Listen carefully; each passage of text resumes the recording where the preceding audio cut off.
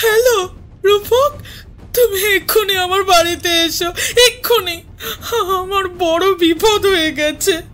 কি হয়েছে? গুরুতর কিছু? এক্ষুনি এসো প্লিজ, এলেই সব বলছি। আজ তো শেষ দিন। আজ রাত 12টার আগে যদি নিজেদের ভুল নিজেরা অন্বেষণ করতে না পারি, তাহলে আমাদের মৃত্যু অনিবার্য। চিন্তা করো না। রাজশ্রী, রাজশ্রী, রাজশ্রী, আমাকে এইভাবে ঠকাতে পারলে রাজশ্রী? একটা পথ আছে, এই ভয়ানক পিশাচের হাত থেকে মুক্তি পাবার এই একটাই পথ আছে।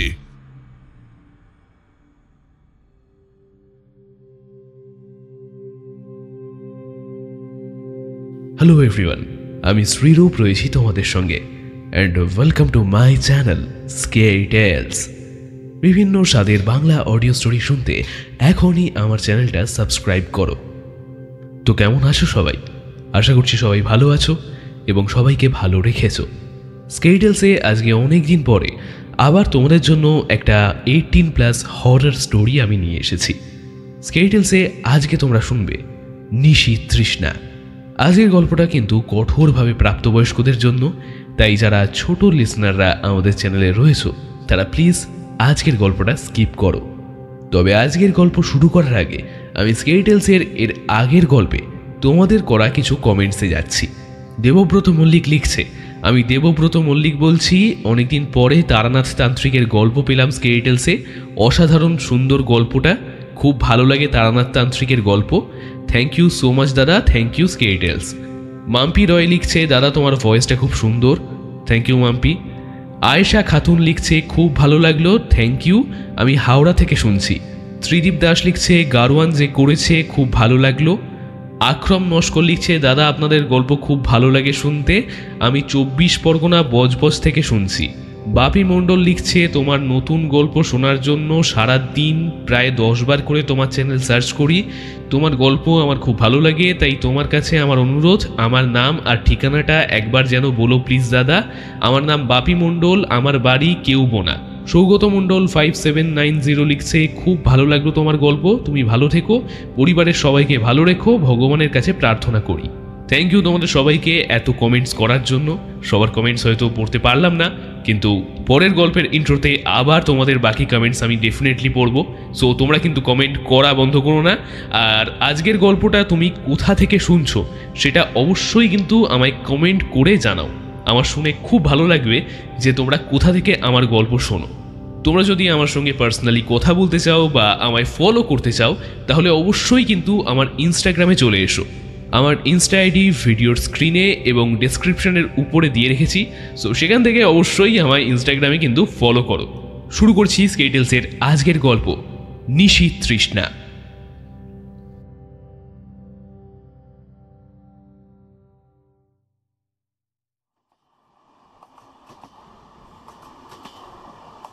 আর মাত্র কয়েকদিন পরেই রাজশ্রীর বিয়ে।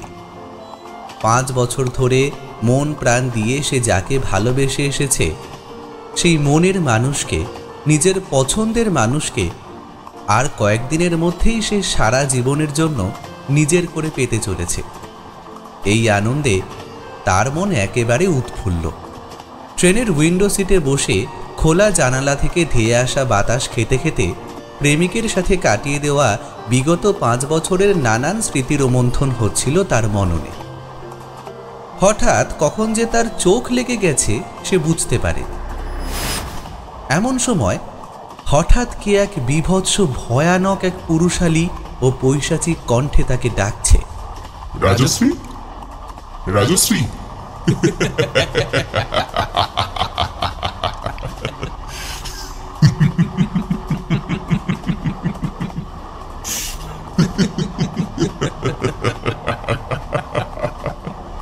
রাজশ্রী।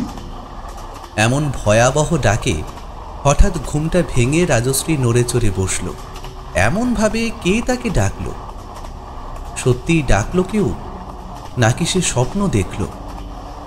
কিন্তু আশ্চর্যের বিষয়, সেই ডাক আবারও তার মস্তিষ্ক জুড়ে তোলপাড় শুরু করেছে। রাজশ্রী, রাজশ্রী।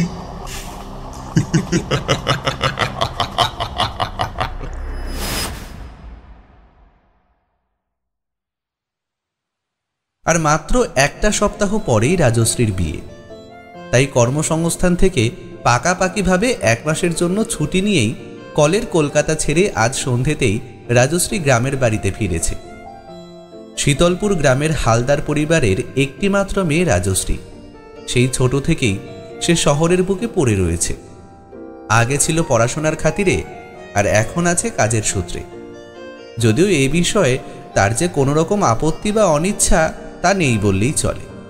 আজ দীর্ঘ 4-5 ঘন্টা ট্রেন জার্নি করে শীতলপুর গ্রামে ফেরার পর রাজশ্রী প্রায় ক্লান্ত হয়ে নিজের সেই পরিচিত ঘরটাতে নিজের বিছানায় এসে শুয়ে পড়ে। এই ঘরটাতেই তার শৈশব কেটেছিল। চারিদিকে তার অজস্র স্মৃতি ছড়িয়ে আছে। এমনকি বিছানার এক কোণে তার অপেক্ষায় আজও বসে আছে 2টো টেডি বিয়ার।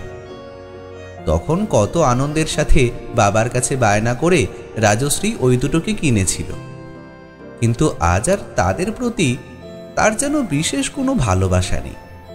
হ্যাঁ, রাজশ্রী খানিকটা এই রকম প্রকৃতিরই মেয়ে। কারোর প্রতি ভালোবাসা ওর বেশি দিন থাকে না। হঠাৎ বিছানায় শুয়ে থাকতে থাকতে ধরাস করে উঠে ঘরের দরজাটা ভিতর থেকে লক করতে করতে রাজশ্রী বলল, মা, আমার ভীষণ টায়ার্ড লাগছে গো। হয়তো রাতে কিছু খাবো না, ভালো লাগছে না বুঝলে, ঘুমিয়ে পড়ছি। রান্নাঘর থেকে রান্না করতে করতে রাজশ্রীর মা উত্তর দিল, এ কি রে মা, খাবি না কেন? অল্প কিছু খেয়ে ঘুমাতে যা। না গো মা, ভালো লাগছে না, প্লিজ জোর করো না। এরকম বললে হয় পাগলি? সামনে তোর বিয়ে, আর তাছাড়া সারাদিনটা তোর উপর থেকে তো কম ধকল গেল না। আয় মা, অল্প করে কিছু খেয়ে যা। আমার ভালো লাগছে না, কেন জোর করছো? আচ্ছা, যা ভালো মনে হয় কর, কি আর বলি বলতো? ও মা, মা। কি হয়েছে বল, বলবি তো? বাবা কখন ফিরবে বলো তো? তোর বাবার ফিরতে দেরি আছে, 9:30 10টা তো বাজবেই। ভাই কোথায় গেছে? পড়তে গেছে রে। ও ফিরবে কখন? ফেরার সময় হয়ে এসেছে, এখনই ফিরবে। আচ্ছা, আমি একটু ঘুমিয়ে নি বুঝলে। এই বলে রাজশ্রী নিজের ব্যাগ থেকে একটা সিগারেট বের করে গ্যাস লাইটার চেপে খস করে অগ্নিসংযোগ করেই মুখে তুলে শুকটান মারতে লাগল। কুণ্ডলি পাকানো ধোঁয়ায় দরজা জানলা আবদ্ধ পুরো ঘরটা ধোঁয়াশায় ভরে গেল। উফ, এবার কি শান্তি। অনেকক্ষণ স্মোকিং না করে মাথাটায় পেঁচায় ধরেছিল, এবার ঘুমটা বেশ হবে। এইভাবে কয়েক মিনিট শুকটান দেওয়ার পর রাজশ্রী ঘুমিয়ে পড়ে। রাজশ্রী বর্তমানে বড় কর্পোরেট হাউসে গ্রাফিক্স ডিজাইনারের কাজ করে। সিনেমা, সিরিয়াল, ওয়েব সিরিজ সবেতেই তার কার্যকলাপ প্রদর্শিত হয়েছে। এছাড়াও অ্যাডভার্টাইজমেন্টের বড় বড় প্রজেক্ট তার কুক্ষিগত। প্রতিটা ভালো কাজের প্রথম অফারটা রাজশ্রী পায়, তাই কাজের জন্য প্রশংসিত হয়েছে ক্রিটিক্স মহলেও। হঠাৎ রাজশ্রীর ফোনটা বেজে উঠল। রিংটোন বেজেই যাচ্ছে, তবুও ঘুম ভাঙছে না তার। ঘরের বাইরে থেকে জোরে চিৎকার করে তার মা বলল, কি রে, ফোনটা বাজছে শুনতে পাচ্ছিস না? ধরে দেখ, এতবার কে ফোন করছে? মায়ের গলার আওয়াজ পেয়ে ঘুম ঘুম চোখে রাজশ্রী ফোনটা দেখল। পরপর 3টে মিসড কল উঠেছে স্ক্রিন লাইটে। তৎক্ষণাৎ ওই নম্বরে সে কল ব্যাক করল। হ্যাঁ রূপক, বলো। কখন থেকে ফোন করছি, ফোনটা ধরছো না কেন? ঘুমিয়ে পড়েছিলাম তো, তাই ধরতে পারিনি। বলো। এই সময় ঘুমাচ্ছ? এখন কেউ ঘুমায় নাকি? তা কখন ঘুমাবো শুনি? 4-5 ঘন্টা ট্রেন জার্নি করে বাড়িতে ফিরলাম, তখন তো একবারও কল করে খবর নিলে না। বাড়িতে ঠিকঠাক পৌঁছালাম কিনা, খেলাম কিনা, সে বিষয়ে তোমার একটুও চিন্তা ছিল? আর অপেক্ষা করতে করতে যখন ঘুমিয়ে পড়েছি তখন ফোন করতে এসেছো? আদিক্ষেতা কত! আরে শোনা, রাগ করো না প্লিজ, তুমি তো জানো আমি অফিসের কাজে ব্যস্ত ছিলাম। এমন সময় রাজশ্রীর মা বাইরে থেকে রাজশ্রীকে খাবার টেবিলে খেতে ডাকে। রাজশ্রী, মা আমার, আয় এক মুঠো খেয়ে নে। বাবা এসেছে, ভাই এসেছে, আয় মা। 1 মিনিট একটু চুপ করো তো, মা খেতে ডাকছে, মায়ের সাথে কথা বলে নি। মা, আজ আর খেতে ভালো লাগছে না, তোমরা সবাই খাওয়া দাওয়া সেরে নাও তো। শুভরাত্রি। তাছাড়া এই যা ভীষণ ঠান্ডা পড়েছে, আমি আর ব্ল্যাঙ্কেট ছেড়ে বাইরে বেরোচ্ছি না। আচ্ছা, এবার তুমি বলো, কি যেন একটা বলছিলে? রাগ করো না রাজর্ষি, জানোই তো কাজের চাপে সবসময় সব কথা মাথায় থাকে না। তো মশাই, 1 সপ্তাহ পরে আমাদের যে বিয়ে হবে সেই কথাটা মনে আছে তো, নাকি কাজের চাপে সেও মাথা থেকে বেরিয়ে গেছে? ওই কথাটা কি ভুলে যাওয়ার কথা? কতদিন পরে বউয়ের পাশে শোয়ার জন্য অবাধ স্বাধীনতা পাবো, আর মাত্র কয়েকটা দিন। তবুও যেন এই কটা দিনের ধৈর্য মেনে নিতে পারছি না। চুপ করো তো, সবসময় নোংরা নোংরা কথা। আচ্ছা, নোংরা কথা বলবো না, ভালো কথা বলি তাহলে। বলছি, মা তোমাকে খেতে ডাকলো না কেন গো? আরে আর বলো না, ফেরার পথে 1 প্লেট বিরিয়ানি খেয়ে ফেলেছিলাম, তাই আর খিদে পেল না। তো তুমি কি খেলে বলো? আমি তো ভাত খেয়েছি, কিন্তু এখন অন্য কিছু খেতে ইচ্ছে করছে। খাবে? কি খাবে বলো? ভিডিও কল করি? না, অসভ্য একেবারে, সবসময় বদমতলব না তোমার? এই রকম ফোনের এপার থেকে ওপারে কথাবার্তার আদান প্রদান চলল অনেক রাত পর্যন্ত। এমনকি রূপকের কথায় প্রথমে রাজি না হলেও তার জোরাজোরিতে খানিক পরেই ভিডিও কলে সম্মতি প্রদান করে রাজশ্রীও তার শরীরের সুগঠিত স্তন, হৃদস্পন্দনে বুকের ওঠানামা আর ফ্লাইং কিসের উষ্ণতায় শীতের রাতেও খানিক যৌন উত্তেজনায় ভরিয়ে দিল রূপকের চেতনা প্রবাহ। অতঃপর দুজনেই ঘুমিয়ে পড়ল। শীতের মধ্যরাত। বাড়ির পাশের বড় বড় গাছগুলোর পাতার ভাঁজে ভাঁজে নিকষ কালো অন্ধকার বাসা বেঁধেছে। ঘড়ির কাঁটার টিকটিক শব্দে এগিয়ে চলা ছাড়া বিশ্ব চরাচরে যেন আর কোনো প্রাণ নেই। প্রত্যন্ত গ্রামের দিকে এই রকমটাই হয়ে থাকে। অন্ধকারের এই প্রগাঢ় মহিমায় কে যেন আরও খানিকটা বেশি কালো করার জন্য কালো রং মিশিয়ে দিয়েছে স্বয়ং মহাকালী। জানালার কাঁচের মধ্যে দিয়ে আড়াল আবডাল থেকে দূর আকাশের চাঁদের আলো এসে পড়েছে রাজশ্রীর ঘরের মধ্যে, সৃষ্টি করেছে এক মায়াবী পরিবেশ। এই রকম পরিবেশে প্রচণ্ড শীতে ব্ল্যাঙ্কেটের মধ্যে ঘুমিয়ে থাকলে এই চরম সুখানুভূতির জাল ছিঁড়ে কারোরই সহজে ঘুম ভাঙে না। বিছানায় স্থান পরিবর্তনের কারণে হঠাৎ স্যাঁতস্যাঁতে শীতে ঘুমটা পাতলা হয়ে এলেও খানিক পরে ঘুম এসে আষ্টে পৃষ্ঠে চোখের পাতা আর শরীরটাকে আবার জড়িয়ে ধরে, যদি না কেউ তাকে প্রচুর উৎপীড়ন কিংবা উত্তেজিত করে থাকে। রাজশ্রীরও ঠিক সেটাই হচ্ছিল। কিছুক্ষণ আগে থেকেই একটা অস্বস্তি কাজ করছিল তার শরীরে। অবাঞ্ছিত কোনো এক স্পর্শে অনবরত তার ঘুমের ব্যাঘাত ঘটছিল। নিদ্রাচ্ছন্ন অবস্থাতেও সে বারবার সেই অবাঞ্ছিত স্পর্শটাকে দূরে ঠেলে সরিয়ে দিয়ে জড়িয়ে ধরছিল ব্ল্যাঙ্কেটের নিচে তার একমাত্র সঙ্গী পাশবালিশটাকে। বেশ কয়েকবার এমন হওয়ার পর তার ঘুমটা পুরোপুরি ভেঙে গেল এবং ঘুম ভাঙার পর বেশ আশ্চর্য হয়ে সে আবিষ্কার করল দুটো হাত। সে যেন ব্ল্যাঙ্কেটের মধ্যে একা নয়, আরও একজন তার শরীর স্পর্শ করে আছে। রাজশ্রী পরিষ্কার অনুভব করল তার রাত পোশাকের ভেতর কিলবিল করছে সেই একজোড়া বলিষ্ঠ হাত। যাযাবর পথিকের মতো সেই হাত দুটো বিচরণ করে চলেছে তার শরীরের যত্রতত্র। গাঢ় ঘুম অসময়ে ভাঙলে কয়েক মুহূর্তের জন্য একটা ঘোরের মধ্যে থাকে সবাই। সেই ঘোরকে ছিন্ন করে বাস্তবে ফিরে আসতে একটা সময় লাগে। বেশ কিছুক্ষণ আগে তার ঘুমটা ভেঙেছে, এখন সে এই অবস্থাতেই বিছানায় শুয়ে আছে। আর 7-5 না ভেবে চোখ বন্ধ করে অনুভব করছিল ব্ল্যাঙ্কেটের তলায় সেই উষ্ণ আদর। হঠাৎ করেই বাইরে ঝমঝমিয়ে বৃষ্টি শুরু হয়েছে। বলিষ্ঠ হাত দুটোর সঙ্গে একজোড়া নরম ঠোঁটেরও স্পর্শ পাচ্ছিল সে। ধীরে ধীরে ঠোঁট দুটো উঠে আসছিল তার স্তনের উপর দিয়ে গলা বেয়ে, তারপরে মিলিত হলো তার ঠোঁটদ্বয়ের সাথে। একটা সময় পর অজান্তেই রাজশ্রীর মুখ দিয়ে বেরিয়ে এলো যৌন তৃপ্তির সেই চরম আওয়াজ। তখন সেই ঠোঁট দুটো আরও উৎসাহী হয়ে পড়ল, শরীরের শুরু থেকে শেষ সর্বত্র চষে বেড়ালো। কামনার রসে সিক্ত হয়ে গেল তার সারা শরীর। নাইট বাল্বের নীল আলোয় মিশে থাকা সেই দ্বিতীয় ব্যক্তি জিভ দিয়ে সেই সবটা রস শুষে নিতে লাগলো অশ্লেষে। আহ, কি মাদকতাময় একটা মুহূর্ত। শারীরিক তৃপ্ততার এই সাগরে ভাসতে ভাসতে হঠাৎ রাজশ্রী চোখ খুলল, আর তখনই হঠাৎ করেই তার ঘুমের চটকাটা কেটে গেল। আর তখনই তার মনে পড়ল সে ছাড়া এই বন্ধ ঘরে আর কেউ নেই, থাকাটাও সম্ভব নয়, কারণ দরজা তো ভিতর থেকে লক করা। শাঁতবাজ ভেবে সে বিস্ফারিত চোখে উঠে বসবার চেষ্টা করল, কিন্তু পারল না। ভেজা ঠোঁট আর দুটো হাত তখন তার শরীরের নিয়ন্ত্রণ পুরোপুরি দখল করে নিয়েছে। হঠাৎ খুব জোরে হ্যাঁচকা মেরে গায়ের উপর থেকে ব্ল্যাঙ্কেটটা সরিয়ে ফেলে ঘরের নীল আলো এসে দেখল না, কেউ নেই। ঘরেও কেউ নেই, তার বিছানাতেও কেউ নেই। অথচ সে স্পষ্ট অনুভব করছে তার বুকে এখনো মুখ বুজে পড়ে আছে কোনো এক সুঠামদেহী যৌন পিপাসী পুরুষ।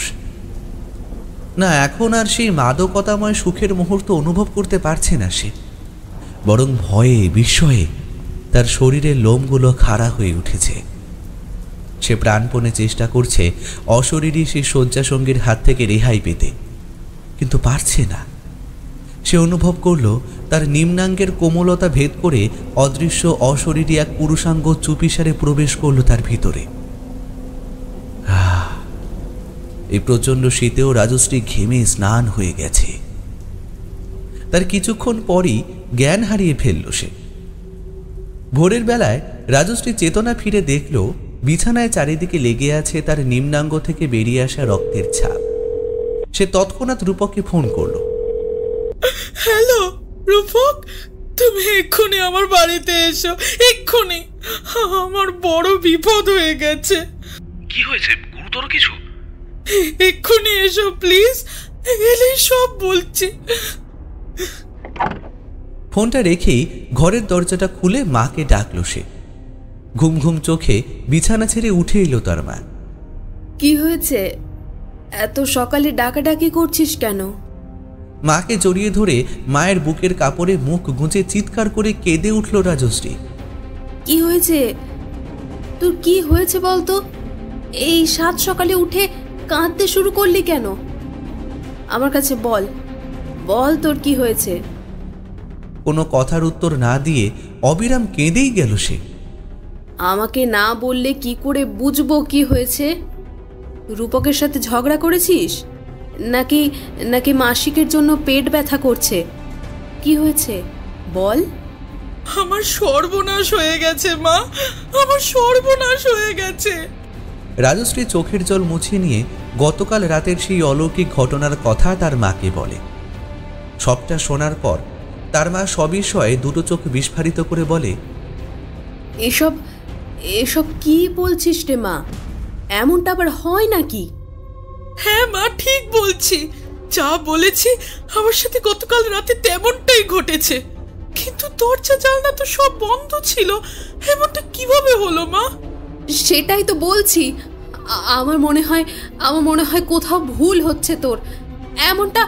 এমনটা তো হতে পারে না। এতক্ষণে রূপক এসে পৌঁছেছে। তাকে দেখে রাজশ্রীর মা বলল, তোরা ঘরে গিয়ে কথা বল, আমি একটু চা করে আনি। তারপর রাজশ্রীর মুখে সবটা শুনেও রূপক প্রথমে বিশ্বাস করেনি। তারপর যখন বিছানার চাদরটা সে দেখে তখনও খানিক সংশয় থেকে যায় তার মনে, কারণ এমন অলৌকিক ঘটনা বিশ্বাস করে নেওয়াটাও দুঃসাহসিক ব্যাপার। সবটা বলেও রক্তে ভেজা বিছানার চাদরটা দেখিয়েও যখন রাজশ্রীর কথা রূপক পুরোপুরি বিশ্বাস করতে পারছিল না, তখন রাজশ্রী নিজের পরনের পোশাক খুলে ফেলে গতরাতে হওয়া শারীরিক নির্যাতনের কয়েকটা নিদর্শন তাকে দেখিয়ে কাঁদতে কাঁদতে বলল, দেখো দেখো আমার কি অবস্থা হয়েছে। এত করে বলছি তবুও তো বিশ্বাস করছো না। এবার নিজের চোখে দেখো আমার শরীরের কতগুলো কাটা ছেঁড়ার দাগ। রূপক সেই দৃশ্য দেখে আঁতকে উঠল। রাজশ্রীর সারা শরীরে রক্তের কালশিটে দাগ, নখে নাচুর, স্তনবৃন্তের উপর কামড়ের ছাপ, সেসব এখনো স্পষ্ট। ঢেকে ফেলো রাজশ্রী, এই দৃশ্য আমি আর সহ্য করতে পারছি না। তারপর সেই দিনই রাজশ্রীর বাবা মা এবং রূপক রাজশ্রীকে নিয়ে গিয়েছিল শহরের সবচেয়ে বড় সাইকোলজিস্ট অপরাজিতা সরকারের প্রাইভেট চেম্বারে। পশ্চিমবঙ্গের বড় বড় 7টা শহরে 7টা প্রাইভেট চেম্বারে উনি একদিন করে আসেন। সময় দেন মাত্র 4 ঘন্টা। ভাগ্যচক্রে সেই দিন ছিল শুক্রবার, আর ডক্টর অপরাজিতা সরকার ওই দিনই বিধাননগরের চেম্বারে উপস্থিত ছিলেন। তিনি সকাল 9টা থেকে 1টা পর্যন্ত রুগী দেখবেন। প্রায় সবার শেষে ডাক এলো রাজশ্রীর। কম্পাউন্ডার ক্লান্ত হয়ে কর্কশ কণ্ঠে ডাক পারল, রাজর্ষি হালদার কে আছেন? ভেতরে যান। কিন্তু ভিতরে ডক্টর সরকার এই টানা 4 ঘন্টা বসে থেকেও তার মধ্যে কোনো বেজারতা ভাব নেই, বরং তিনি কলম উঁচিয়ে বসে আছেন পরবর্তী রোগীর প্রেসক্রিপশন লেখার জন্য। ডক্টর অপরাজিতা সরকারের বয়স হবে আনুমানিক 60-এর কাছাকাছি। চোখে মোটা পাওয়ারের চশমা, পরনে শাড়ি পরা। এদের 4 জনের মুখের দিকে একবার করে তাকিয়ে ডক্টর সরকার বললেন, বসুন। আপনি কি রাজশ্রী হালদার? হ্যাঁ ম্যাডাম, আমি রাজশ্রী। আচ্ছা, আপনি এনার কে হন? আগে ম্যাডাম, আমি ওর মা। ডাক্তার সবটা বুঝতে পেরে রাজশ্রীর বাবার দিকে তাকিয়ে বললেন, আচ্ছা, আপনি তার মানে রাজশ্রী দেবীর বাবা, তাই তো? হ্যাঁ ম্যাডাম, ঠিকই বলেছেন আপনি। এই রাজশ্রী আমার একমাত্র মেয়ে। কি যে হলো আমার মেয়েটার সাথে কিছুই বুঝতে পারছি না। আপনি দেখুন একটু ম্যাডাম, আপনি দেখুন একটু। উত্তেজিত হবেন না, আপনি একটু শান্ত হন, আমাকে দেখতে দিন। এই বলে রূপকের দিকে দৃষ্টি দিয়ে ডাক্তার আবার জিজ্ঞেস করলেন, আপনি কে হন? আমি রাজশ্রীর হবু স্বামী। সামনের সপ্তাহে আমাদের বিয়ে। আচ্ছা, বেশ। ডক্টর সরকার সবটা শুনে নিয়ে রাজশ্রীর মা বাবাকে কেবিনের বাইরে অপেক্ষা করতে বললেন। তারপর রাজশ্রী কি করে, কোথায় থাকে, কি খেতে ভালোবাসে, কি করতে ভালোবাসে, সমস্তটাই পুঙ্খানুপুঙ্খ জিজ্ঞাসাবাদ সেরে মূল সমস্যা সমাধানের জন্য সমস্যার কথা জানতে চাইলেন। রাজশ্রী সবিস্তারে ডাক্তারকে জানিয়ে দিল গতরাতে তার সাথে ঘটে যাওয়া সব কটা ঘটনা। তারপর ডাক্তার বললেন, আপনার সাথে যে ঘটনা গতরাতে ঘটেছে সেটা কি আপনার সাথেই ঘটা প্রথম সেক্সুয়াল ঘটনা, নাকি আগেও এমন হয়েছে? রূপকের মুখের দিকে কিছুক্ষণ চুপ করে থেকে রাজশ্রী বলল, আগেও হয়েছে, তবে এমন অশরীরী মিলন নয়। আমার এই প্রেমিক হবু বর রূপকের সাথে আমি বহুবার মিলিত হয়েছি, কিন্তু এমন কষ্ট এবং সাথে সাথে এমন মরণ যন্ত্রণা এর আগে অনুভব করিনি আমি। আচ্ছা, চিন্তা করবেন না, আমি কয়েকটা ওষুধ লিখে দিচ্ছি, ওগুলো একটু নিয়ম মাফিক খাবেন। আর প্রতিদিন সকালে আপনি 30 মিনিট করে মেডিটেশন করবেন। আর একদম একা থাকবেন না, পারলে মায়ের সঙ্গে থাকবেন। আপনার একটু শান্তির প্রয়োজন আছে। প্রচণ্ড মানসিক চাপের কারণে আপনি আকাশ কুসুম অনেক কিছু ইম্যাজিন করছেন। অ্যাকচুয়ালি ওগুলো আপনার মতিভ্রম ছিল। ম্যাডাম, তার মানে আমার সাথে যা কিছু ঘটেছে তা ভৌতিক ঘটনা নয়, সবটাই আমার মনের ভুল? তোমার সাথে যা কিছু ঘটেছে তা ভৌতিক ঘটনা একেবারেই নয়, তবে মনের ভুলও নয় সবটা। তোমার মানসিক পরিস্থিতি একেবারে বিনষ্ট পর্যায়ে দাঁড়িয়ে। তুমি স্বপ্নের মধ্যে কিংবা জেগে কোনো এক কাল্পনিক পুরুষকে কল্পনা করে তার সাথেই যৌন মিলনে মেতে ওঠো। চিন্তা করো না, আমি যা কিছু বললাম ওগুলোই ফলো করে চলো, একদম ঠিক হয়ে যাবে। তারপর বাড়িতে ফিরে সারাটা দিন তাদের দিব্যি কেটেছে। রূপক খাওয়া দাওয়া সেরে ফিরে গেছে তার বাড়িতে। এবার রাতে খাওয়ার পর ওষুধগুলো ঠিকঠাক খেয়ে মায়ের সাথে ঘুমোতে যায় রাজশ্রী। আর রাজশ্রীর ভাই অজয় ও তার বাবা পাশের ঘরে ঘুমোতে যায়। পৃথিবীর আদ্যপ্রান্ত রাতের এই বিভীষিকাময় গ্রামের বুক যখন আধারের নিস্তেজতায় ভরে ওঠে, মনুষ্য কোলাহল একেবারে থেমে যায়, তখন শুরু হয় অপদেবতা, অশরীরী, অনির্দিষ্ট চলাচল। একথা কম বেশি আমরা সবাই জানি, কিন্তু এমন বীভৎস অলৌকিক ঘটনা রাজশ্রীর সাথে কেনই বা ঘটছে? রাতের গভীরতা বৃদ্ধির সাথে সাথে হঠাৎ রাজশ্রীর মধ্যে সেই গতরাতের মতো অস্বস্তির একটা লক্ষণ ধীরে ধীরে লক্ষ্য করা যায়। সে বারে বারে তার মাকে জড়িয়ে ধরে, ভীত, সন্ত্রস্ত। তারপর রাজশ্রীর মায়ের একটা বুক ফাটা চিৎকারে আকাশ বাতাস ঝনঝন করে কেঁপে ওঠে মুহূর্তেই। সেই চিৎকার চাপা গোঙানিতে বদলে যায়। এ কী দৃশ্য! রাজশ্রী তার মায়ের বুকের উপর চড়ে বসেছে। তার দুটো হাতের 10টা আঙুলের ধারালো নখ দিয়ে বীভৎসভাবে চিরে দিচ্ছে তার মায়ের চোখ মুখ। গল গল করে রক্ত বেরিয়ে আসছে, আর রাজশ্রী সেই রক্ত দেখে আনন্দের উল্লাসময় একটা বীভৎস হাসিতে সারা ঘর ভরিয়ে তুলেছে। কিন্তু এই চিৎকার বোধহয় পাশের ঘরে রাজশ্রীর বাবার কান পর্যন্ত পৌঁছায়নি। তার মাথার চুলগুলো চারিদিকে বাঁধন ছাড়া মেষের মতো পাগল হয়ে উঠছে। তারা যেন প্রত্যেকেই জীবন্ত ফনা ধরা সাপের মতো। সে তার মায়ের গলা থেকে সেই গোঙানির শব্দটা চিরতরে বন্ধ করে দিতে দুটো হাত দিয়ে মরণ ফাঁসের দড়ির মতো টুটিটা সজোরে টিপে ধরেছে। দুটো চোখের কোঠর থেকে বেরিয়ে আসছে আগুনের লেলিহান মাখামাখি এক জ্বলন্ত দৃষ্টি। কি ভীষণ ভয়াবহ সেই রূপ! অতঃপর হাত পা ছটকাতে ছটকাতে শেষ নিঃশ্বাস ত্যাগ করল রাজশ্রীর মা। অবশেষে পাশেই জ্ঞান হারিয়ে মূর্ছা গেল সে। পরের দিন সকালবেলা সারা বাড়ি জুড়ে একটা কান্নার কলরোল সৃষ্টি হলো। পিছিয়ে গেল রাজশ্রীর বিয়ে।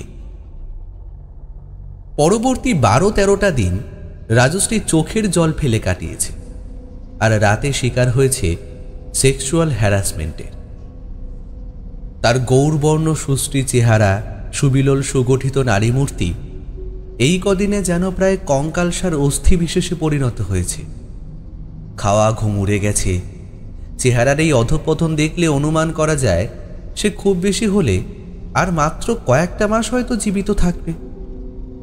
কিন্তু কেন রাজশ্রীর সাথে এমন হচ্ছে? রাতে একলা শুলে অশরীরী কোনো এক যৌন পিশাচ তার শরীরের সবটা রস শুষে নেয় অশ্লেষে। দীর্ঘ 1-1.5 ঘন্টা চলে মিলনের উদ্দামতা, আর সেই অশরীরীর হাত থেকে রেহাই পেতে কাউকে সঙ্গে নিয়ে শুলে তার অপমৃত্যু ঘটে। এই তো গত রাতে রাজশ্রীদের পোষ্য কুকুরটা রাতে রাজশ্রীর ঘরে ছিল। সকালবেলায় দেখল তার অস্বাভাবিক মৃত্যু ঘটেছে। চোখ মুখ নখ দিয়ে চিড়ে দেওয়া, তারপর শ্বাসরুদ্ধ করে মারা হয়েছে তাকে। তাই সেই ভয়েতে রূপক এখন রাতে রাজশ্রীর ঘরে থাকতে ভয় পায়। আজ আবারও জোড়া খুন হয়েছে। সকালে পুলিশ এসে চারিদিক থেকে রাজশ্রীর বাড়ি ঘেরাও করেছে। পুলিশ বাহিনীর হেড অফিসার রাজশ্রীকে জিজ্ঞেস করল, আপনার ভাই আর বাবাকে যখন খুন করা হলো তখন তো আপনি ওই ঘরেই ছিলেন, কিছু দেখতে পাননি? না স্যার, আমি কিচ্ছু দেখিনি, কিচ্ছু না। দেখবেনই বা কি করে? খুনটা তো আপনিই করেছেন। না স্যার, আমি কেন খুন করতে যাব? ওনারা আমার বাবা, ভাই, আমার প্রিয় মানুষজন। ওদেরকে কি আমি খুন করতে পারি আপনি বলুন? অনেক নাটক হয়েছে। যখন পিঠে 3rd ডিগ্রি পড়বে তখন সব সত্যি বেরিয়ে যাবে। এই, ওনাকে গাড়িতে তোলো। দুজন লেডিস কনস্টেবল এগিয়ে এসে রাজশ্রীর হাতে হাতকড়ি লাগিয়ে গাড়িতে তুলল।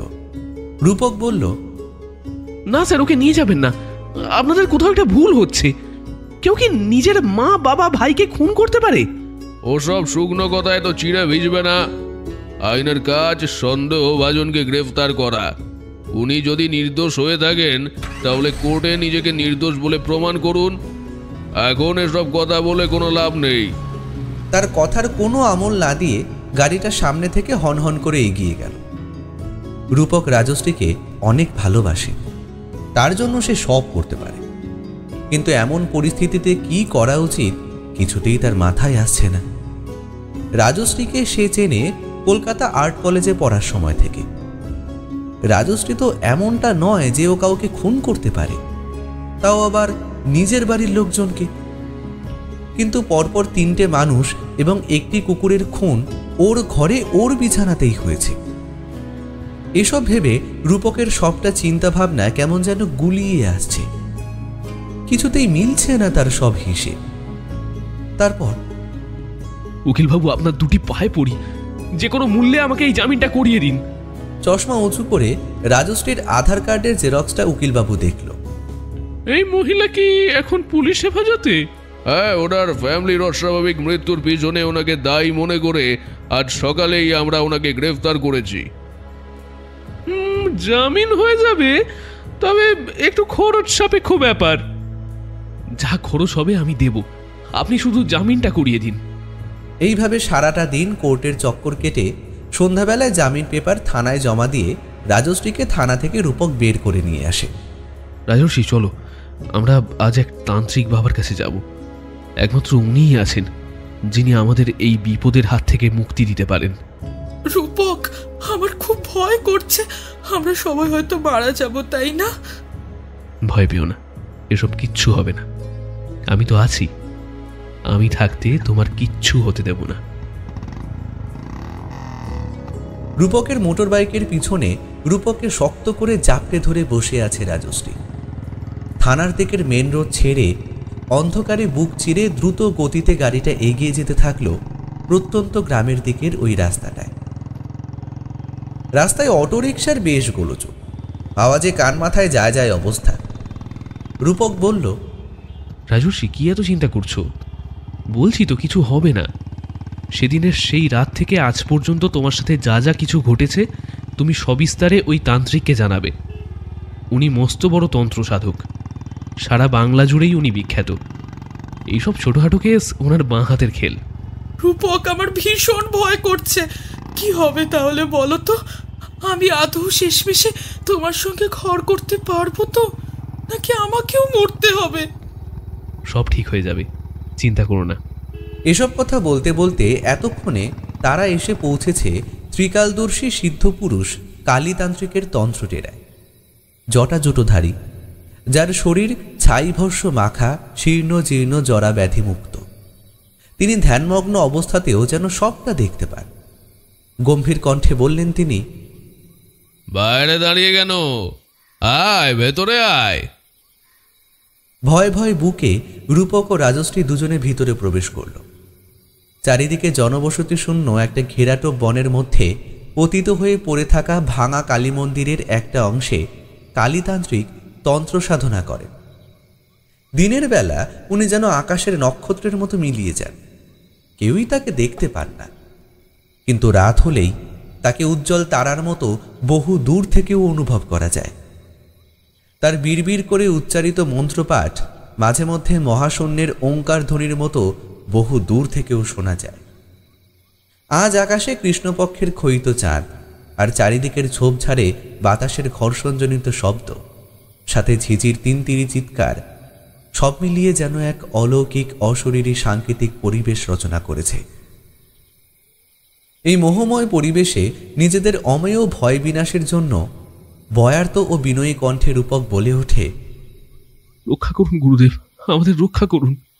এই বলে রূপক সবে তাদের সমস্যার কথা সবিস্তারে বলতে যাবে, এমন সময় গুরুদেব বললেন, ঘোর বিনাশ, ঘোর বিনাশের ছায়া নেমে এসেছে তোদের ওপর।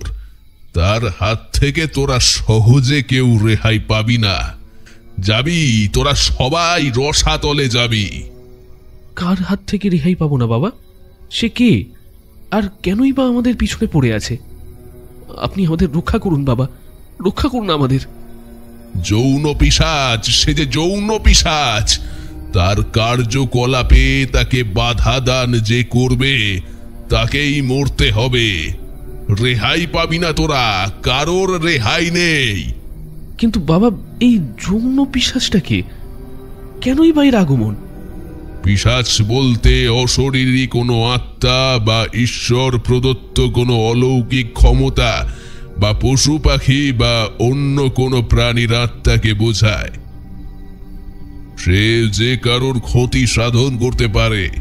পিশাচ তত্ত্বের মূল কথা হলো একটি নির্দিষ্ট কোনো উপাদান বা আত্মা থেকে অন্য সকল কিছুকে নিয়ন্ত্রণ করা বা বশীকরণ করে রাখার অসম্ভাবী ক্ষমতা।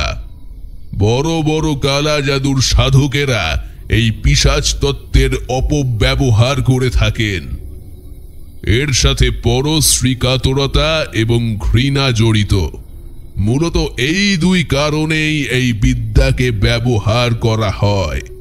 কোরিয়ানরা তাদের পূর্বপুরুষদের কাছ থেকে এই পিশাচ বিশ্বাস করতে শেখে। প্রাচীন ব্যাবিলনের পিশাচ তত্ত্ব প্রেম ও ঘৃণার আবেগ জীবনের অন্যতম অংশ বলে মনে করতেন। গ্রিসের লোকেরা পিশাচকে মানব জাতির অভিভাবক বলে মনে করতেন। পিশাচ মূলত 3 শ্রেণীর হয়ে থাকে। এক হলো করুণা প্রাপ্ত আত্মা বা স্বর্গলোক থেকে বিতাড়িত হয়ে আসা ফেরেশতা, 2 জিন এবং 3 হচ্ছে সেই সমস্ত অতৃপ্ত আত্মা বা প্রেতাত্মা যারা প্রতিশোধ নেবার জন্য আমাদের চারপাশেই ঘুরে বেড়ায়। বাবা, আপনার কথা শুনে আমার হাত পা ঠান্ডা হয়ে আসছে। ভয় পেলে চলবে না।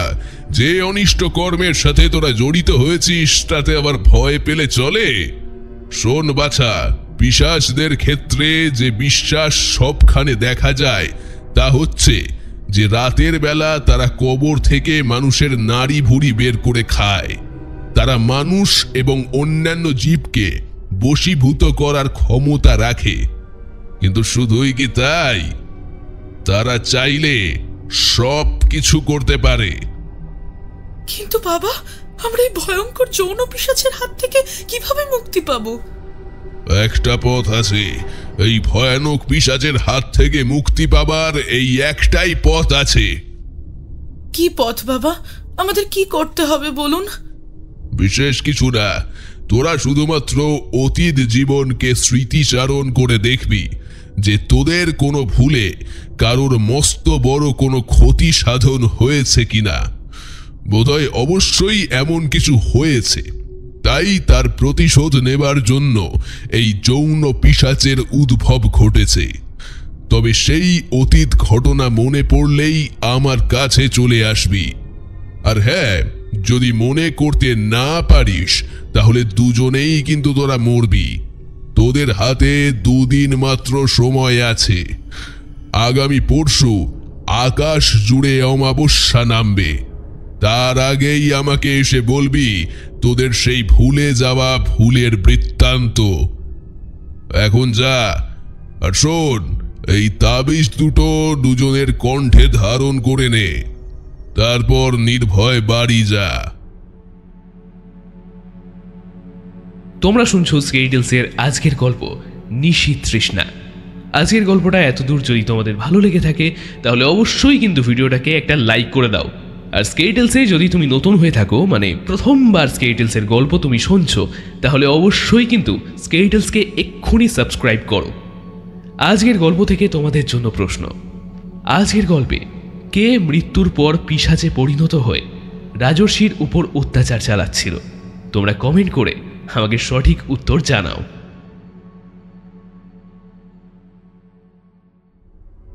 কালীতান্ত্রিক ছিলেন ত্রিকালদর্শী সিদ্ধপুরুষ, তাই সে ধ্যান সহযোগে সহজেই জেনে গিয়েছিলেন তাদের সেই অতীত ইতিহাসের ক্ষমার অযোগ্য ভুলের কথা।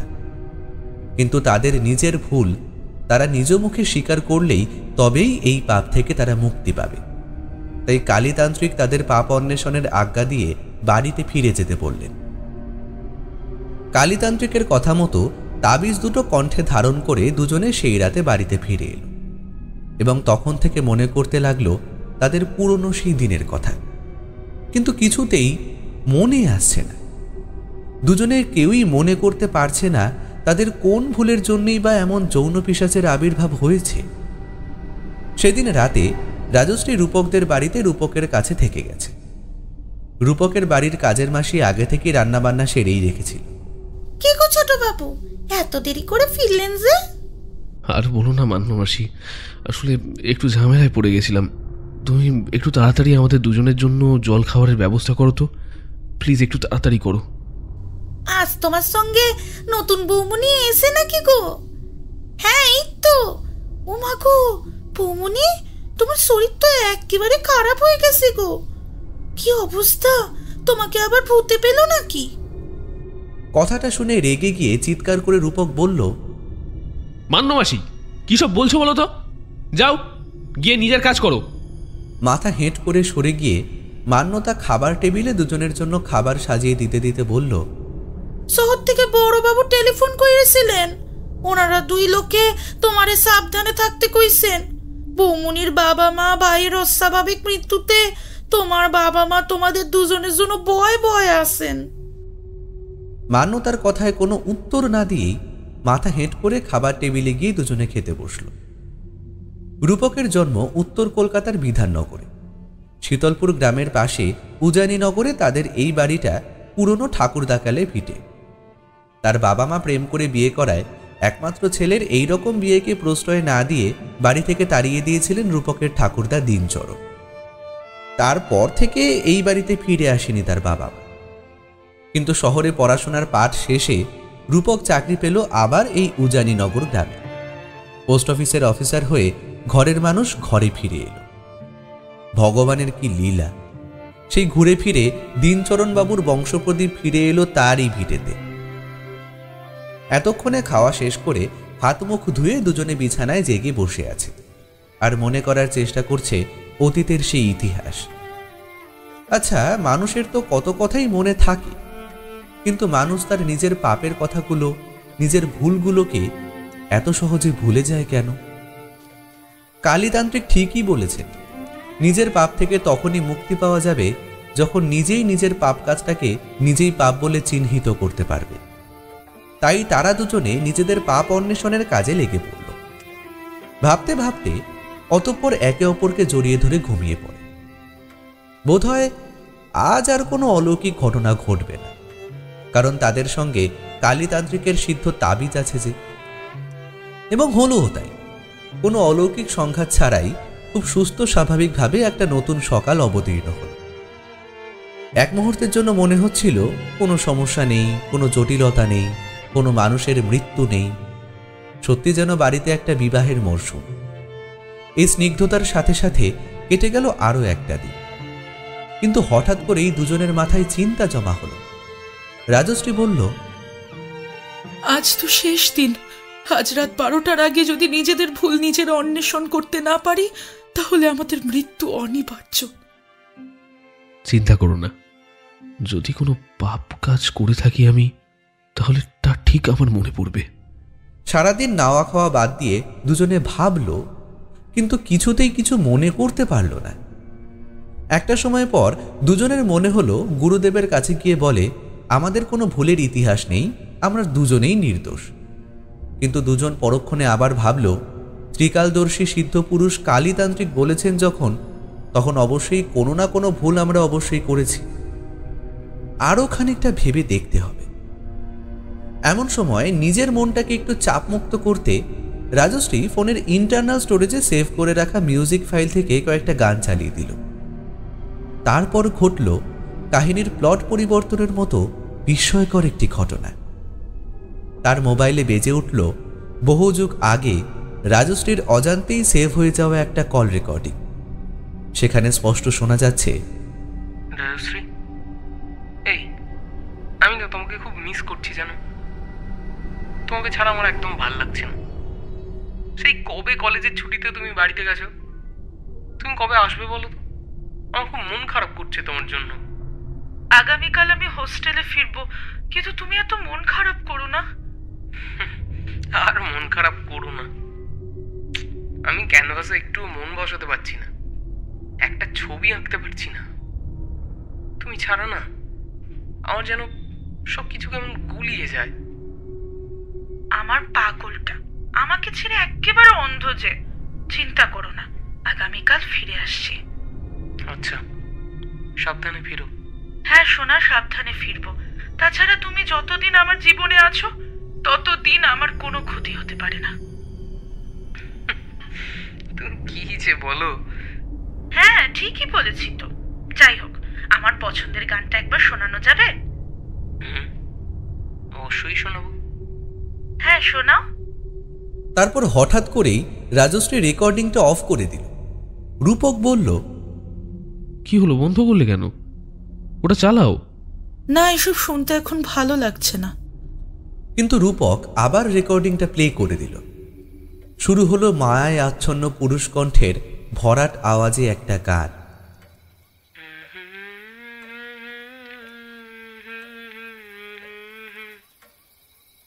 ধরিয়া রাখিও সোহাগে আদরে আমার মুখার পাখি, তোমার প্রাসাদ প্রাঙ্গণে মনে করে সখী বাঁধিয়া রাখিও আমার হাতের রাখি তোমার কনক কঙ্কানে, ভালোবেসে সখী নিভৃতে যতনে আমার নামটি লিখো তোমার মনের মন্দিরে।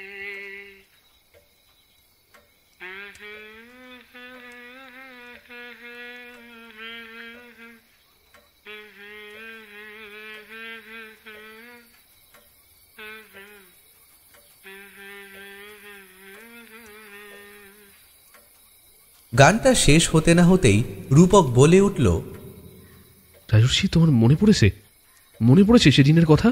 হ্যাঁ, আমার সব মনে পড়েছে। কত সুন্দর ছিল সেই দিনগুলো, তাই না? এই বলে রূপক সেই পুরনো দিনের স্মৃতিচারণ করতে শুরু করল। উচ্চ মাধ্যমিক পাশ করার পর যখন কলকাতা আর্ট কলেজে ভর্তি হলাম, তখন তোমাদের সাথে আমার প্রথম পরিচয়। আমি ছিলাম ওয়াটার কালার পেন্টিং বিভাগের ছাত্র, আর তুমি ছিলে স্কেচ আর্ট বিভাগের ছাত্রী। যদিও আমাদের আরও এক বন্ধু ছিল, জীবনদীপ। তার বিভাগ ছিল অয়েল পেন্টিং। তিনজনের সম্পর্ক বেশ ভালো হয়ে উঠেছিল কয়েক মাসের মধ্যেই। যদিও আমাদের তিনজনের মধ্যে জীবনদীপ ছিল আর্টের সব থেকে বেশি পারদর্শী। কলেজের প্রতিটা ডিপার্টমেন্টে ওর নাম ছিল। সমস্ত প্রফেসর জীবনদীপের আঁকা ছবির আকণ্ঠ প্রশংসা করলেন। তারই নাম ছড়িয়ে পড়ল চারিদিকে, আর তাই তুমি ক্রমশ ওর প্রতি দুর্বল হতে শুরু করলে। ওকে বেশি বেশি প্রাধান্য দিলে। আমি যেন কোথাও একটা একাকিত্বে ভুগতাম, কিন্তু কখনো চাইনি তোমাদের এই সুন্দর বন্ধুত্বের মধ্যে একটুও আঁচ আসুক। তাই রাগ হওয়া সত্ত্বেও তোমাদের মধ্যেই কখনো দূরত্ব চাইনি। কিন্তু আমার যে আর ভালো লাগছিল না ভালোবাসতে। আমি জীবনদীপকে স্কুলে পড়ার সময় থেকেই চিনতাম। আমাদের পাশের বাড়ির গ্রামেই ওর বাড়ি। ছোটবেলায় কলেরা জ্বরে ওর বাবা আর মা দুজনকেই হারিয়ে ফেলে। কখনো পিসির বাড়িতে, নয়তো কখনো কাকার, নয়তো কখনো মামার বাড়িতে থেকেও পড়াশোনা করেছে। তবুও স্কুলের বার্ষিক পরীক্ষায় সবসময়ও ফার্স্ট হতো। তখন আমার খুব রাগ হতো জানো, যে রাজর্ষি কখনো কারোর কাছে পরাজিত হয়নি। সেই রাজর্ষিকে সবসময় টক্কর দেয় ওই জীবনদীপ। তারপর রাগটা আরো দ্বিগুণ চড়ে গেল যখন শুনলাম ও নাকি কলকাতা আর্ট কলেজে ভর্তি হয়েছে। তারপর সবটা রাগ নীরবে ঢেকে রাখলাম বুকের ভিতরে। পরিচয় ছিল আগে থেকেই, তাই ডিপার্টমেন্ট আলাদা হওয়ার সত্ত্বেও বন্ধুত্ব করতে দেরি হলো না। তারপর যখন পুরো আর্ট কলেজে জুড়ে ওর নাম, ওর গুণ কীর্তন শুনতে আরম্ভ করলাম, তখন আমার কান ঝালাপালা হয়ে গেল। আমি সহ্য করতে পারলাম না। তাই তুমি ওর সঙ্গে মিথ্যা ভালোবাসার নাটক করলে। ভাবলে ও তোমার প্রেমে উন্মাদ হয়ে যাবে আর নিজের স্টাডিতে মনোনিবেশ করতে পারবে না, তাই তো? হ্যাঁ, আমি প্রথমে তেমনটাই ভেবেছিলাম, কিন্তু দেখলাম না, প্রেমের কোনো পার্শ্ব প্রতিক্রিয়া ওর উপর কাজ করেনি।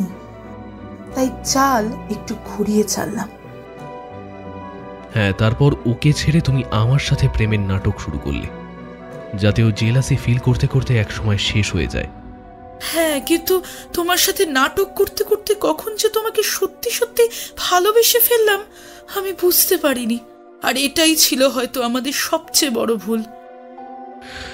না, এটা সবচেয়ে বড় ভুল নয়। সবচেয়ে বড় ভুল হলো সেটা যেদিন তোমাকে আর আমাকে মিলিত অবস্থায় জীবনদীপ দেখে ফেলেছিল। তারপর সে একটা ফাঁকা রুমে তোমাকে ডেকে পাঠিয়েছিল তোমার সাথে এ বিষয়ে কিছু কথা বলবে বলে। আর তখনই তুমি আমার পরামর্শ মতো ওই রুমে গিয়ে জীবনদীপের সামনে নিজের জামার বুকের বোতাম ছিঁড়ে অর্ধনগ্ন অবস্থায় পুরো ক্যাম্পাস চত্বরে সবাইকে জানিয়েছিলে যে জীবনদীপ একজন রেপিস্ট। সে তোমাকে ফাঁকা রুমে ডেকে এনে তোমাকে ধর্ষণ করার চেষ্টা করছে। বাঁচাও, বাঁচাও, কে আছো, বাঁচাও! জীবনদীপ আমাকে ফাঁকা ঘরে ডেকে এনে আমাকে ধর্ষণ করার চেষ্টা করেছে। বাঁচাও, কে আছো, বাঁচাও! ছি ছি জীবনদীপ, তুমি কিনা একজন মেয়েকে ধর্ষণ করতে চেয়েছিলে? ছি, আমার ভাবতেই লজ্জা করছে। না, আমি এমন কাজ করিনি। আমাকে ফাঁসানো হচ্ছে। বিশ্বাস করুন স্যার, আমি এমন ছেলে নই।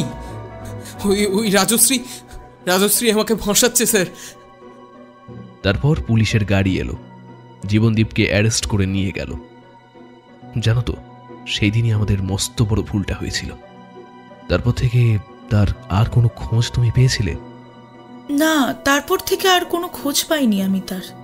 আমি অনেক চেষ্টা করেছি, কিন্তু আমিও তার আর কোনো খোঁজ পাইনি। সে কি এখনো বেঁচে আছে নাকি মারা গেছে? দেখতে দেখতে অনেকটা রাত হয়ে এলো। রাত 12টার আগে তাদের পৌঁছতে হবে কালীতান্ত্রিকের ডেরায়। তাই দুজনে তড়িঘড়ি বাইক নিয়ে বেরিয়ে পড়ল সেই উদ্দেশ্যে। আজ আর আকাশে চাঁদের লেশমাত্র দেখা যায় না। ছনছন করে বাতাস বইছে। অন্ধকারে বুক চিরে বাইকের দীর্ঘ জ্যোতির আলো ঝড়ের গতিতে এগিয়ে চলেছে। দুজনের বুকে যেন আজ আর কোনো ভয় নেই, কোনো ভীতি নেই, কারণ আজ তারা তাদের পাপ সম্পর্কে অবগত। এই পাপের যেমনটা শাস্তি তাদের পাওনা হবে, তেমনটা শাস্তিই তারা মাথা পেতে নিতে রাজি আছে। কিন্তু আগামী কয়েক ঘন্টা পরে তাদের সাথে কি যে হতে চলেছে তা একমাত্র ত্রিকালদর্শী সিদ্ধপুরুষ কালীতান্ত্রিকই ভালো জানে। কালীর ডেরার সামনে কোনো রকমে বাইকটা দাঁড় করিয়ে ভিতরে প্রবেশ করলো দুইজন। আয় বাছা, আয়। তোদের দুজনকে ওই পিশাচের হাত থেকে বাঁচানোর জন্য আমি সমস্ত উপাচার আর উপকরণ প্রস্তুত করে রেখেছি।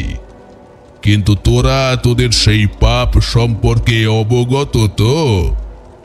হ্যাঁ গুরুদেব, আমরা আমাদের পাপ সম্পর্কে অবগত হয়েছি। আসলে কি বলতো, মানুষ যতদিন না সে নিজের ভুলকে নিজে উপলব্ধি করতে পারবে, ততদিন তার কোনো কিছুই শুভ হবে না, হতে পারে না। যেমন লঙ্কেশ্বর রাবণ এত বড় পণ্ডিত হয়েও পরের স্ত্রী হরণ করে যে মস্ত বড় একটা পাপ করেছিলেন, সেটা অনুধাবন করে উঠতে পারেননি। তাই এক লহমায় স্বর্ণ লঙ্কার মহিমা বিসর্জন হয়ে গিয়েছিল। গুরুদেব, এমন পাপ আর দ্বিতীয়বার হবে না। আমাদেরকে শেষবারের মতো আপনি রক্ষা করুন। ভয় পাস না, চিন্তা করিস না বাছা। তোরা একটা কথা খালি কান খুলে শুনে রাখ। ঘড়ির 3টে কাঁটা 12টার ঘরের এক সরল রেখায় যখন আসবে, আমি তখন মন্ত্র পাঠ করা শুরু করব। যজ্ঞের বেদির এক পাশে পঞ্চশস্য আর এক পাশে আতপ চাল, পাকা কলা আর ঘি দিয়ে মাখানো পিণ্ড, আর একদিকে রয়েছে তেল সিঁদুর দিয়ে বিল্লপত্রে খোদাই করা জীবনদীপের নাম। আমি যখনই বলবো পিণ্ডদানি সোহা, তখন এই উপাচারগুলো সব রকম একটা একটা করে ছুঁড়ে দিবি এই যজ্ঞকুণ্ডে। ওং ক্রিং ক্রিং পিণ্ডদানে স্বাহা, ওং ক্রিং ক্রিং পিণ্ডদানে স্বাহা, ওং ক্রিং ক্রিং পিণ্ডদানে স্বাহা। কালীর মন্ত্র উচ্চারণের সাথে সাথে বাইরের জগতের আকাশ বাতাস যেন দুলে উঠেছে। একটা দুটো করে নাম খোদাই করা বিল্লপত্র যখন অগ্নিকুণ্ডে পড়ে চিরচির শব্দে দাউ দাউ করে জ্বলে উঠছে, তেমন অশরীরী উপদ্রব চলছে মা কালীর ভাঙা মন্দির চত্বরে। মরাত করে শব্দ করে ভেঙে পড়ল চাতালের পাশের বড় কদম গাছটি। ঝোড়ো বাতাসের সনসন শব্দের সঙ্গে অশরীরী চিৎকার, হাহাকার, অট্টহাসির ত্রিবেণী সংযোগে হাড় হিম করা এক পরিস্থিতির সৃষ্টি হয়েছে। এমন সময় চারিদিক থেকে একটা পৈশাচিক সুর স্পষ্ট ধ্বনিত হচ্ছে। রাজশ্রী, রাজশ্রী, রাজশ্রী, আমাকে এইভাবে ঠকাতে পারলি রাজশ্রী? তোমার প্রতারণার জন্যই আমার জীবন শেষ হয়ে গেল রাজশ্রী। আমার জীবনটা শেষ হয়ে গেল। আমি তোমাকে কোনোদিন সুখে শান্তিতে ঘর করতে দেব না রাজশ্রী। কোনোদিন তোমাকে সুখে থাকতে দেব না।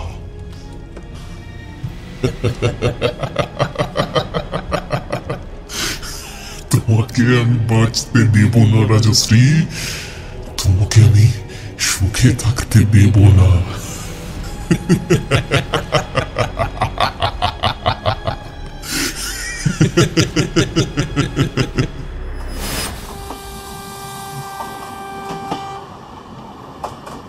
এমন সময় হঠাৎ ট্রেনের দুলুনিতে রাজশ্রীর ঘুমটা ভেঙে গেল। সে নড়ে চড়ে উঠে বসে দেখল তার গন্তব্য স্টেশন শীতলপুর চলে এসেছে। সে ব্যাগপত্র নিয়ে ট্রেন থেকে নামতে নামতে মনে মনে ভাবল, এ কি, তবে আমি কি এতক্ষণ স্বপ্ন দেখছিলাম? কিন্তু এমন স্বপ্নের কি মানে? সত্যি কি তবে জীবনদীপ চায় না আমি আর অন্য কাউকে বিয়ে করি? নাকি বাড়িতে যাওয়ার পর এমন কিছু ভৌতিক ঘটনা ঘটতে চলেছে আমার সঙ্গে? আমি কি তারই পূর্বাভাস স্বপ্নের মধ্যে দেখলাম? এসব 7-5 ভাবতে ভাবতে রাজশ্রীর ফোনটা বেজে উঠল। হ্যালো, হ্যাঁ রূপক, বলো। হ্যাঁ, এই তো শীতলপুর স্টেশনে নেমে গেছি। আচ্ছা আচ্ছা, আমি দাঁড়িয়ে আছি, তুমি তাহলে বাইকটা নিয়ে এসো।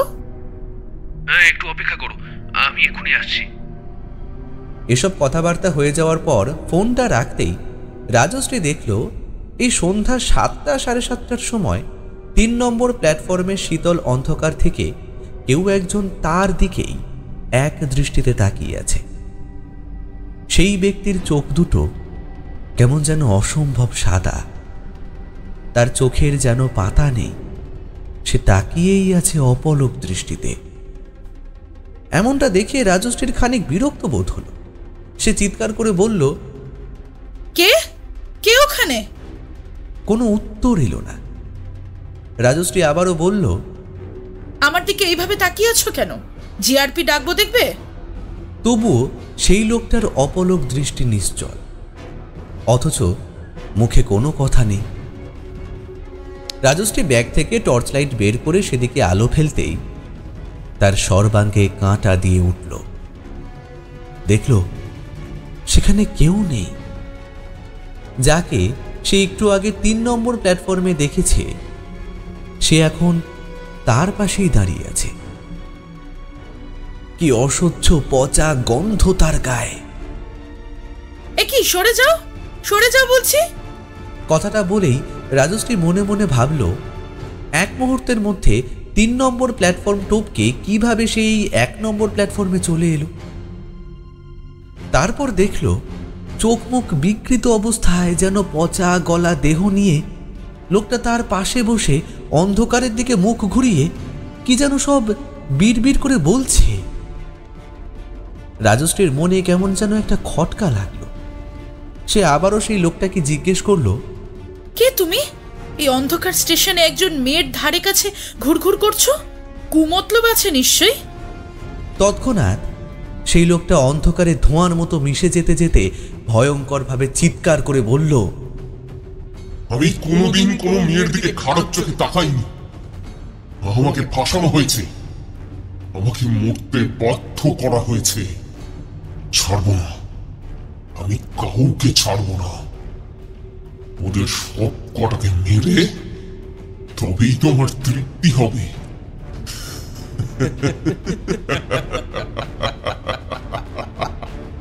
কাউকে ছাড়বো না আমি, কাউকে না।